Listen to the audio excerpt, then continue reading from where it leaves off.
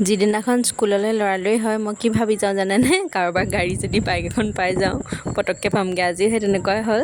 এই আমাৰ ঘৰৰ ওচৰৰ জানকাই লৈ গ'ল, ছোৱালী দুজনী থ'বলৈ গৈছিলে। তাৰপিছত স্কুল গৈ পাই সেয়া ক্লাছ কৰিলোঁ আৰু কৰাৰ পাছত ক্লাছ শেষ হোৱাৰ পাছত আকৌ চাহৰ পৰ্ব এটা থাকে নহয়। আজি আকৌ আমাক মানে স্কুলত এটা পাৰ্টি দিছিলে। সেয়া চিংৰা চাহ খালোঁ। খাই মেলি আকৌ কম্পিউটাৰ ইনষ্টিটিউটলৈ আহিবলৈ সময় হ'লেই। তাৰপিছত আজি মানে টেলিৰ এক্সাম আছিলে, সেয়া আমাৰ ষ্টুডেণ্টে এক্সাম দি আছে। তাৰপিছতে পৰীক্ষা ল'লোঁ। আজি গৰমটো বাৰু আপোনালোকে কেনেকুৱা পাইছিলে এবাৰ জনাবচোন।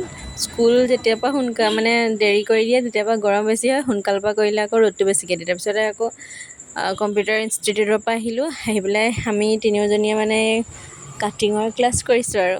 ছোৱালী মানুহ হ'লে চব শিকি থ'ব লাগে নহয় জানো।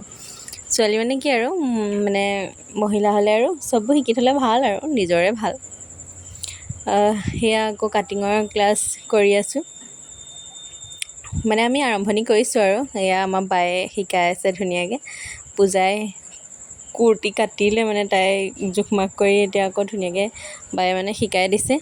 আমি দুইজনীয়ে প্ৰিয়াক্ষী আৰু মই সেয়া আমি মানে আধা কৰি আছোঁ। মই এবাৰ পটককৈ গণ্ডগোল হৈ গৈছিলে, আকৌ নতুনৰ পৰা কৰিছোঁ। এয়াই আৰু আজিলৈ ইমানতে সামৰিছোঁ দেই।